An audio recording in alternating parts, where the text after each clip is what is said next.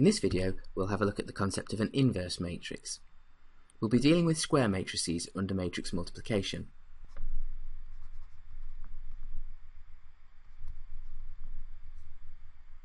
And so the inverse of an element A must satisfy this result here.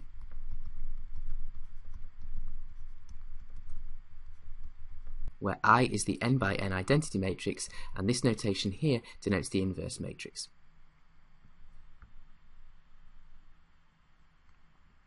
Firstly, we note that if A inverse exists, then it must be an n by n matrix for two reasons. Firstly, A inverse has to be an element of the set Mn, and secondly, since A and the identity matrix I are both n by n, we also require that A inverse is n by n so that the inner and outer dimensions work in this expression given here.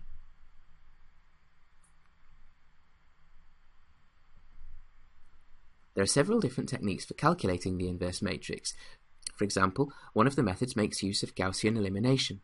For now, we won't do any calculations of the inverse, instead we'll focus on some of its useful properties. Let's suppose, for instance, that we start with a problem of the form Ax equal to b, where A, x and b are all matrices, and A is an n by n matrix. X and b are both n by m matrices, where n can be any value. For instance, we might look at the case where m is equal to 1, so that x and b are both column vectors. In that case, this problem would be the same as the systems of linear equations that we studied when we looked at Gaussian elimination. Let me drag this guy a little bit over to the right, because we're going to do some manipulations. If we suppose that the inverse of matrix A can be found, then we can obtain a closed form for the solution for x in terms of the inverse.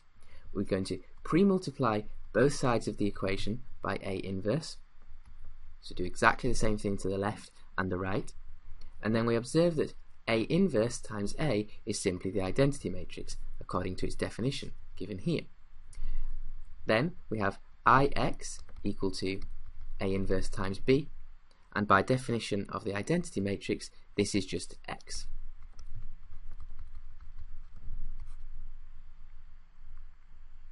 So, if we can find A inverse, then we can calculate the result for x by doing a simple matrix multiplication.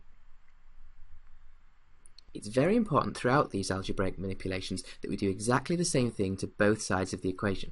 If we start again with Ax equal to b, then we cannot claim that this result is true, because we haven't done exactly the same thing to the left and the right. Remember that matrix multiplication is not commutative, so if we multiply on the left by A inverse here, then we have to multiply on the left by A inverse here, to ensure that we've performed the same manipulations on the left and the right side of the equation. It can be shown that in general, the inverse of a matrix A satisfies this result here, where det A refers to the determinant of matrix A. This is a scalar quantity that can be calculated from matrix A through a systematic process. The notation here means the transpose of matrix C subscript A, which can also be calculated from matrix A through a systematic process. The matrix C subscript A is known as the cofactor matrix, and its transpose is often called the adjugate matrix.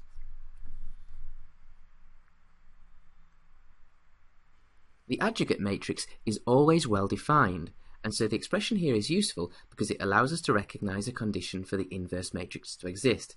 Namely, we require that the determinant of matrix A must not be equal to 0. In cases where the determinant of A is equal to 0, the problem under consideration has no solution. We'll look at a 2x2 example.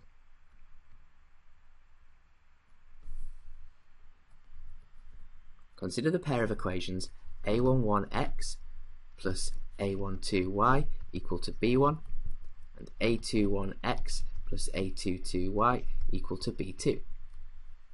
This system can be written in matrix form AX equal to B, where A is the matrix A11, A12, A21, A22. X is the column vector of solutions that we're looking for, and B is the vector containing the values B1 and B2. If we solve this problem by hand, then we can obtain the results for vector x in the form given here.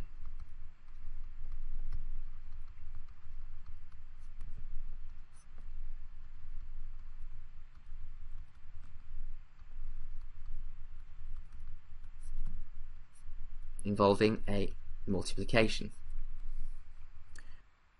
I've written it like this to coincide with our solution, which is x equals A inverse times B, and we can see that this quantity here must be A inverse. More specifically, the matrix part is the adjugate matrix, and this part here is the determinant.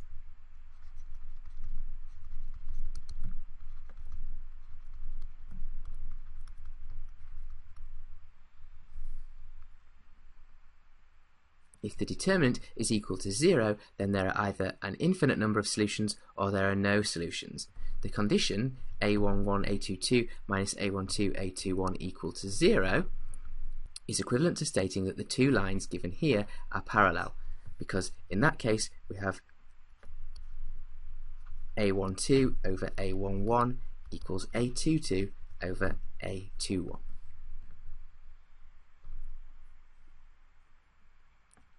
We've gone through everything rather quickly here and not in very much depth, so let's have a look at what the takeaway messages are.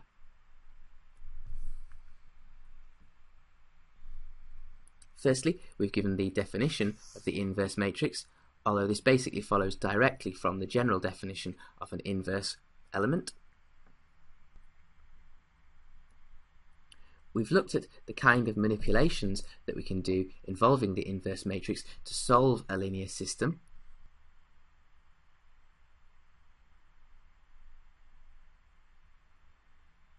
We've said that, in general, the inverse matrix can be calculated explicitly from matrix A. We haven't looked at the details of how to do that.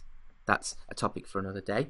But what we have said is that the definition of the inverse always involves this quantity called the determinant, and that this quantity must be non-zero for a unique solution to exist.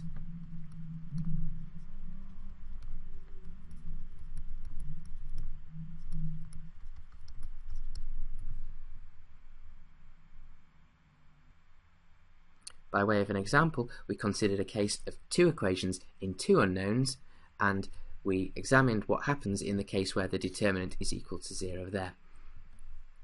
The two lines are then seen to be parallel, and so there are either no solutions or an infinite number of solutions.